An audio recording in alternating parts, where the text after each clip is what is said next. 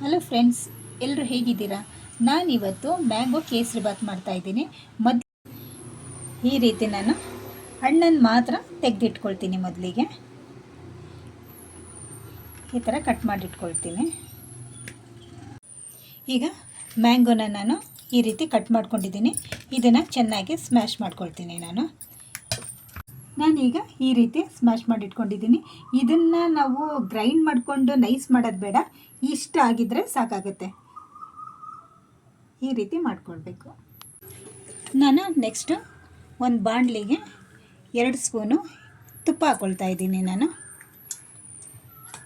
2 spoon ತುಪ್ಪ ಹಾಕ್ಕೊಂಡು ನಾನು ರವೆನ ಹುರಿದುಕೊಳ್ತೀನಿ. ನಾನು 1 ಗ್ಲಾಸ್ ರವೆ ತೊಗೊಂಡಿದ್ದೀನಿ. 1 ಗ್ಲಾಸ್ ರವೆನ ನಾನು ಹುರ್ಕೊಳ್ತಾ ಇದ್ದೀನಿ. ನಾನು ಬಾಂಬೆ ರವೆ ತೊಗೊಂಡಿದ್ದೀನಿ, ಅಥವಾ ಉಪ್ಪಿಟ್ಟು ರವೆ ಅಂತ ಹೇಳ್ಬೋದು. ಆ ರವೆ ತೊಗೊಂಡಿದ್ದೀನಿ.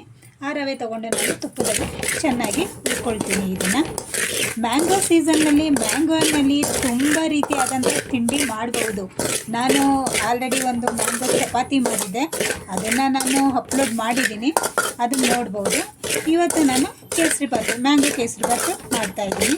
ಈಗ ರವೆನ ನಾನು ಸ್ವಲ್ಪ ಬ್ರೌನ್ ಕಲರ್ ಬರೋವರೆಗೂ ಸ್ವಲ್ಪ ಚೆನ್ನಾಗಿ ಫ್ರೈ ಮಾಡ್ಕೊಳ್ತೀನಿ. ಫ್ಲೇಮ್ನ ತುಂಬ ಜೋರಾಗಿ ಇಟ್ಕೊಳ್ಳೋದು ಬೇಡ, ಸ್ವಲ್ಪ ಕಡಿಮೆ ಉರಿನಲ್ಲೇ ಇದನ್ನು ಚೆನ್ನಾಗಿ ರವೆನ ಹುರ್ಕೊಳ್ತೀನಿ. ನಾನು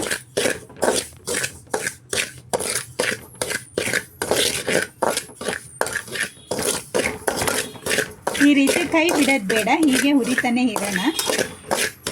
ಯಾಕಂದರೆ ಅದು ಒಂದೇ ಸಾರಿಗೆ ತಳ ಹಿಡಿಬಾರ್ದು. ಅದಕ್ಕೆ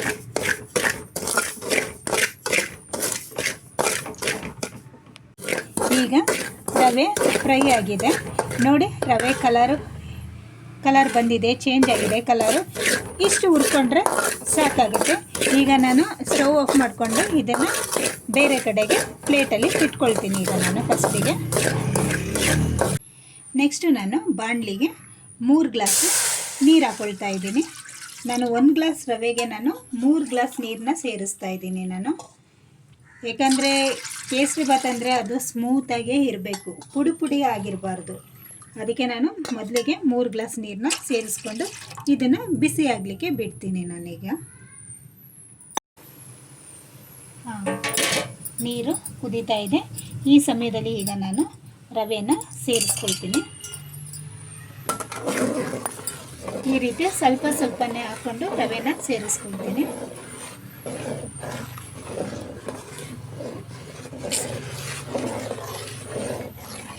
ಈ ರೀತಿ ನಿಧಾನವಾಗಿ ರವೆನ ಹಾಕೊಳ್ತಾ ಇರ್ತೀನಿ ನಾನು. ಈಗ ನಾನು ಇದನ್ನು 1 ನಿಮಿಷ ಹೀಗೆ ಮುಚ್ಚಿಟ್ಬಿಡ್ತೀನಿ ಪ್ಲೇಟ್ನ. 1 ನಿಮಿಷ ಅದು ರವೆ ಬೇಯಲಿಕ್ಕೆ ಟೈಮ್ ಕೊಡೋಣ. ಬೆಂದಿದೆ. ಈ ಸಮಯದಲ್ಲಿ ನಾನು ಸಕ್ಕರೆನ ಹಾಕ್ಕೊಳ್ತಾ ಇದ್ದೀನಿ. ನಾನು ಯಾವ ಗ್ಲಾಸ್ ಅಳತೆಯಲ್ಲಿ 1 ಗ್ಲಾಸ್ ರವೆ ತೊಗೊಂಡಿದ್ದೆ, ಅದೇ ಗ್ಲಾಸ್ ಅಳತೆಯಲ್ಲಿ ನಾನು 3/4 ಗ್ಲಾಸ್ ಸಕ್ಕರೆ ತೊಗೊಂಡಿದ್ದೀನಿ. 3/4 ಗ್ಲಾಸ್ ತೊಗೊಂಡ್ರೆ ಸಿಹಿ ಸಾಕಾಗುತ್ತೆ. ಈಗ ಹಾಕ್ಕೊಂಡು ಒಮ್ಮೆ ಚೆನ್ನಾಗಿ ಮಿಕ್ಸ್ ಮಾಡ್ಕೊಳ್ಬೇಕು. ಸಕ್ಕರೆ ಕರಗುತ್ತೆ ಬೇಗನೆ. ಇದನ್ನು ಈ ರೀತಿ ಚೆನ್ನಾಗಿ ಮಿಕ್ಸ್ ಮಾಡ್ತಾ ಇರಬೇಕು. ಈಗ ಈ ಸಮಯದಲ್ಲೇ ನಾನು ಏನು ಮಾವಿನ ಹಣ್ಣನ್ನು ಇಟ್ಕೊಂಡಿದ್ದೆ ಅದನ್ನು ಸೇರಿಸ್ಕೊಳ್ತಾ ಇದ್ದೀನಿ. ಸೇರಿಸ್ಕೊಂಡು ಒಮ್ಮೆ ಚೆನ್ನಾಗಿ ಮಿಕ್ಸ್ ಮಾಡ್ಕೋಬೇಕಿದು. ಎಲ್ಲ ಕಡೆಗೂ ಅದು ಸೇರಬೇಕು. ಆ ರೀತಿ ಚೆನ್ನಾಗಿ ಮಿಕ್ಸ್ ಮಾಡ್ಕೊಳ್ಬೇಕು. ಇದನ್ನು ಕೈ ಬಿಡದೇನೆ ಇದನ್ನು ಮಿಕ್ಸ್ ಮಾಡ್ತಾ ಇರಬೇಕು. ಚೆನ್ನಾಗಿ ಮಿಕ್ಸ್ ಆಗಿದೆ. ಈಗ ನಾನು ಇದನ್ನು 1 ನಿಮಿಷ ಸಿಮ್ಮಲ್ಲಿ ಹಾಗೇ ಇಡ್ತೀನಿ. ನಾನು ಪ್ಲೇಟ್ ಕ್ಲೋಸ್ ಮಾಡಿ ಆಗೋಷ್ಟರಲ್ಲಿ ನಾನು ದ್ರಾಕ್ಷಿನ ಫ್ರೈ ಮಾಡ್ಕೊಳ್ತೀನಿ. ಅದಕ್ಕಾಗಿ ನಾನು ಸ್ವಲ್ಪ ಎಣ್ಣೆ ಸೇರಿಸ್ಕೊಳ್ತಾ ಇದ್ದೀನಿ. ಆಗಿದೆ, ನಾನು ಅಲ್ಲಿಗೆ ದ್ರಾಕ್ಷಿ ಸೇರಿಸ್ಕೊಳ್ತಾ ಇದ್ದೀನಿ. ಸೇರಿಸ್ಕೊಂಡು ಸ್ವಲ್ಪ ಫ್ರೈ ಮಾಡ್ಕೊಳ್ಳೋಣ. ಈಗ 1 ನಿಮಿಷ ಆಗಿದೆ. ಪ್ಲೇಟ್ ತೆಗೆದು ನೋಡ್ತೀನಿ ಹೇಗಾಗಿದೆ ಅಂತ. ಕರೆಕ್ಟಾಗಿ ಆಗಿದೆ. ಇದಕ್ಕೆ ನಾನೀಗ ದ್ರಾಕ್ಷಿನ ಸೇರಿಸ್ಕೊಳ್ತೀನಿ. ಸೇರಿಸ್ಕೊಂಡು ಒಮ್ಮೆ ಚೆನ್ನಾಗಿ ಮಿಕ್ಸ್ ಮಾಡ್ಕೊಳ್ತೀನಿ. ಆಲ್ಮೋಸ್ಟ್ ಕೇಸರಿ ಬಾತ್ ಆಗಿದೆ. ಇನ್ನೊಂದು ನಿಮಿಷ ಇದನ್ನು ಹೀಗೆ ಬಿಡ್ತೀನಿ ನಾನು. ನಿಮಿಷ ಆಗಿದೆ. ಮ್ಯಾಂಗೋ ಕೇಸರಿ ಬಾತ್ ರೆಡಿಯಾಗಿದೆ. ಈಗ ಮ್ಯಾಂಗೋ ಕೇಸರಿ ಬಾತ್ ರೆಡಿಯಾಗಿದೆ.